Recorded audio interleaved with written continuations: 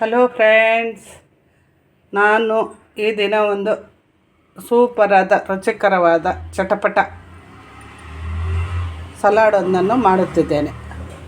ಅರ್ಧ ಮೂಲಂಗಿ, ಒಂದು ಮೀಡಿಯಮ್ ಸೈಜ್ ಸೌತೆಕಾಯಿ, ಮೀಡಿಯಮ್ ಟೊಮ್ಯಾಟೊ, ಸ್ವಲ್ಪ ಕೊತ್ತಂಬರಿ ಸೊಪ್ಪು, ಮೀಡಿಯಮ್ ಸೈಜ್ ಆನಿಯನ್ನು, ಕಡಲೆಕಾಯಿ ಬೀಜ, ಉಪ್ಪು, ಅಚ್ಚ ಖಾರದ ಪುಡಿ ಮತ್ತು ಬೇಯಿಸಿದ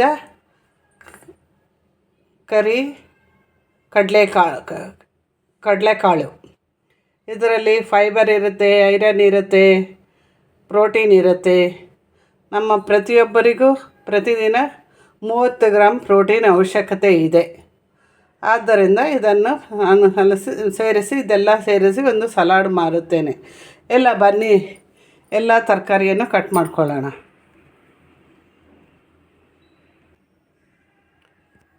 ಹಾಯ್ ಫ್ರೆಂಡ್ಸ್, ತರಕಾರಿ ಎಲ್ಲ ಕಟ್ ಮಾಡಿ ಆಗಿದೆ. ಆನಿಯನ್ನು, ಕಡಲೆಕಾಯಿ ಬೀಜ, ಟೊಮಾಟೊ, ಸೌತೆಕಾಯಿ, ಕೊತ್ತಂಬರಿ ಸೊಪ್ಪು, ಉಪ್ಪು, ಅಚ್ಚ ಖಾರದ ಪುಡಿ ಮತ್ತು ಕಾಬೂಲ್ ಇದು ಕಪ್ಪು ಕಡಲೆಕಾಳು ಇಷ್ಟನ್ನು ಸೇರಿಸಿ ಚಟಪಟ ಒಂದು ಸಲಾಡನ್ನು ಮಾಡೋಣ ಬನ್ನಿ.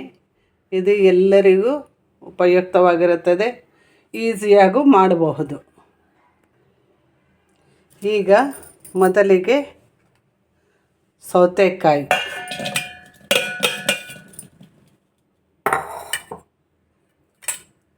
ಮತ್ತು ಮೂಲಂಗಿ ಇಷ್ಟು ಹಾಕಿದ್ದೀನಿ ನೋಡಿ. ಅರ್ಧ ಮೂಲಂಗಿ ಕಟ್ ಮಾಡಿದೆ, ಅದು ಹಾಕಿದ್ದೀನಿ.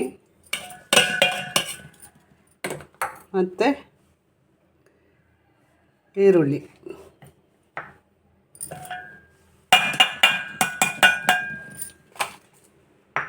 ಮತ್ತು ಟೊಮಾಟೊ,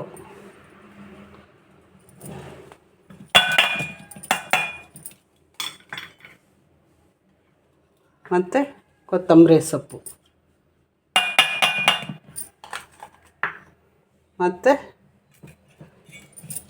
ನಮಗೆ ಎಷ್ಟು ಬೇಕೋ ಅಷ್ಟು ಕಡಲೆಕಾಳು. ನಾನು ಇಷ್ಟನ್ನು ತೆಗೆದುಕೊಳ್ತಾ ಇದ್ದೀನಿ. ಸಾಕು, ಒಬ್ಬರಿಗೆ ಇಷ್ಟು ಸಾಕಾಗುತ್ತದೆ. ಇದನ್ನೆಲ್ಲ ಕಲಸೋಣ. ಉಪ್ಪು ಅರ್ಧ ಸ್ಪೂನು, ಅಚ್ಚ ಖಾರದ ಪುಡಿ ಅರ್ಧ ಸ್ಪೂನು,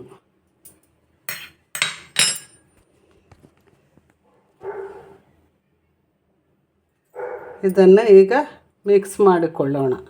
ನೀವು ಲೇಟಾಗಿ ತಿನ್ನುವುದಾದರೆ ಉಪ್ಪನ್ನು ಲೇಟಾಗಿ ಹಾಕಿಕೊಳ್ಳಿ, ಯಾಕಂದರೆ ಅದು ನೀರು ಬಿಟ್ಟುಕೊಳ್ಳುತ್ತೆ.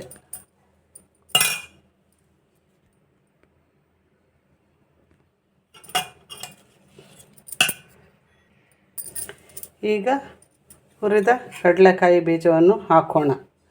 ಇದು ಲಾಸ್ಟಲ್ಲಿ ಹಾಕಬೇಕು, ಯಾಕೆಂದರೆ ಇದು ಮೆತ್ತಗಾದರೆ ತಿನ್ನಲು ಚೆನ್ನಾಗಿರುವುದಿಲ್ಲ. ತಿನ್ನುವಾಗ ಮಾತ್ರ ಹಾಕಿಕೊಳ್ಳಬೇಕು.